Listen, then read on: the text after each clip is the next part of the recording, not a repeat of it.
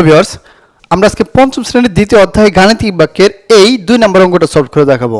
দেখো 2 নম্বর অঙ্কটা কি বলছে, রোমেনা ক সংখ্যক টিস্যু বক্স 48 টাকা দরে কিনে দোকানদারকে খ সংখ্যক টাকা দিলে দোকানদার তাকে 116 টাকা ফেরত দিল। আসলে বিষয়টা কি, দেখো রোমেলা কিছু টিস্যু কিনছে, টিস্যু বক্সের দাম ছিল কত, একটা টিস্যু বক্সের দাম ছিল 48 টাকা। এখন কতগুলা কিনছে সেইটা বলে নাই, সেইটাকেই ওরা ক সংখ্যক দ্বারা প্রকাশ করছে যে কতগুলা হইতে পারে, 2টা হইতে পারে, 4টা হইতে পারে, 10টা হইতে পারে, একটা, যে কয়টাই কিনছে সেই সংখ্যাকে এটা দ্বারা প্রকাশ করছে।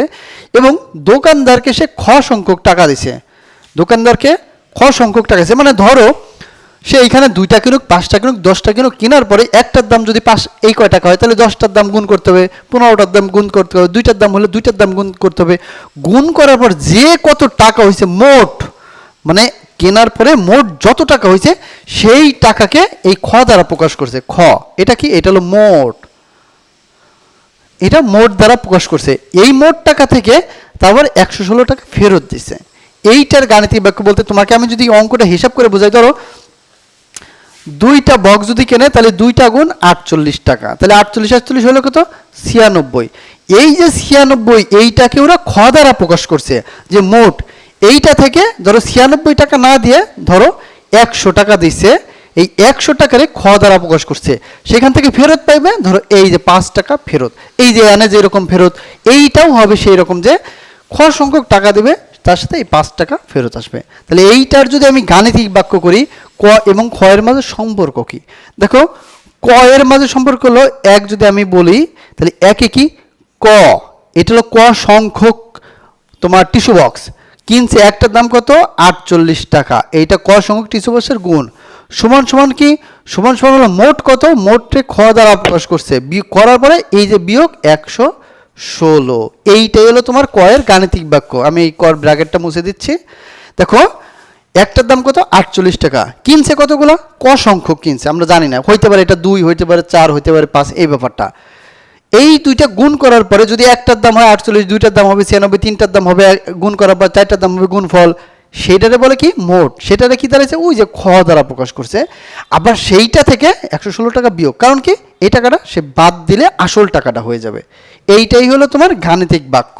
এখন 2 নাম্বার যদি আমরা দেখি যে 2 কি বললো, ক এর মান 5 ধরো, তাহলে আমরা জানি যে কি, আমরা জানি যে গাণিতিক বাক্যটা কি ছিল, গাণিতিক বাক্য ছিল ক গুণ 48 সমান সমান খ বিয়োগ 116, এই তো ছিল। এখন বলছে ক এর মান 5 হলে খ এর মান কত, ক এর মান 5, তাহলে খ এর মান কত, এই যে খ এর মান আমরা জানি না, তাহলে ক এর মান আমরা দিয়ে দিলাম 5 গুণ 48 সমান সমান খ বিয়োগ 116, এই হলো দাঁড়াইলো। এখন এটা গুণ করলে আমরা কত হয়, তুমি জানো যে 5 আর 40 শূন্য, হাতে আমার কত 4, 4 5 20, 20 আর 4 24 সমান সমান খ মাইনাস 116। এখন তুমি দেখো যে আমাদের জিজ্ঞেস করছে খ এর মান কত, তাহলে খ এর মান কি এখানে বের হয়েছে না, এই যে চিহ্নওয়ালা সংখ্যা, এই সংখ্যার দিকে আমরা নিয়ে যাব, সংখ্যা দিলে কি হবে 2 4 0। তুমি জানো যে সমান সমান যদি থাকে, কোনো সমান সমান থাকে, সমান সমানের এই পাশে যদি এইটা যদি যোগ থাকে এই পাশে হয় বিয়োগ, এটা যদি বিয়োগ থাকে এইটা হয় হলো যোগ, এটা যদি ভাগ থাকে এইটা হয় গুণ, এটা যদি গুণ থাকে এইটা হয় ভাগ। এখন আমাদের যেহেতু খর মান লাগবে, তাহলে তো খর সাথে আমি এই সবখানি কি রাখতে পারি না, আমরা কি রাখতে পারি না, আমাদের শুধু খর মান বের করতে হবে। তাহলে খর মান বের করতে হলে কি এইটা সমান সমানের এই পাশে নিয়ে আসতে হবে।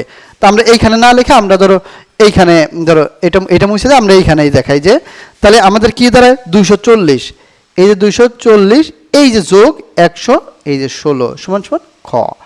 কি করলাম, আমাদের খর মান লাগবে, তার জন্য আমরা এই যে বিয়োগলা চিহ্ন সবসময় আগেরটা ফলো করে, কি করে আগেরটা, তাই আগে কি চিহ্ন ছিল বিয়োগ চিহ্ন, বিয়োগ এই পাশে আসলে কি হবে, ওই যে বিয়োগ আসলে যোগ হবে, যোগ আসলে বিয়োগ হবে, এই যে সমান সমানটা হলো যোগ হলো, তাহলে কত টাকা, তাহলে খ এর মান হবে হলো, তাহলে 240 আর 100 356, 356 সমান সমান খ, এই 356 সমান সমান খ, আর এই যে খ সমান সমান 356 একই কথা। তো এই তো মূলত অঙ্ক যে ক এর মান 5 হলে খ এর মান কত, এই যে আমরা ক্ষয়ের মান বের করলাম। তো ক্ষয়ের মান ছিল কত টাকা? ক্ষয়ের মান ছিল, তাহলে আমরা যদি এখন এই গাণিতিক ব্যাক করে আমরা একটু যাচাই করি, দেখো আমরা এইটুক তোমাকে করতে হবে না, পরীক্ষার খাতায় এইটুক তোমাকে করতে হবে না, আমরা তোমাকে বোঝাই দিচ্ছি। দেখো অঙ্কটা ছিল ক গুণ হলো 48 সমান সমান খ বিয়োগ 116। তাহলে কর মান 5, তাহলে এইখানে দাঁড়াই হলো 240 টাকা। তাহলে এখানে কত? 240 টাকা হলো মূল দাম। কত? দাম। ক্ষয়ের মান বাড়াইলো কত? ক্ষয়ের মান বাড়ালো 356, এই যে 356, তাই সেখান থেকে কত বিয়োগ হবে? 116। তাহলে 116 বিয়োগ করলে এই ধরো এই 240ই হবে, এই যে এটা বিয়োগ করলে এই 240ই হবে। দেখো এই হলো মূলত ব্যাপার। তাহলে দাম, এই অঙ্কটাই এই যে আমরা মোট ক্ষয়ের মান বাইর করে ফেললাম। ক্ষয়ের মান থেকে আবার ওইটা বিয়োগ করলে ওই মোট দামই হয়। জাস্ট তোমাকে প্রমাণ করে দেখালাম, এইটা তোমার করতে হবে না, আমি জাস্ট তোমাকে বোঝাই দিলাম যে ওটা থেকে ওটা বাদ দিলে এই যে আসল দাম হয়ে যায়। তো ভিউয়ার্স, আশা করছি এই অঙ্কটা তুমি ক্লিয়ারলি বুঝতে পারছো। নেক্সটে আমি পরবর্তী অঙ্ক তোমাকে সমাধান করবো। আজকের মতন বাই।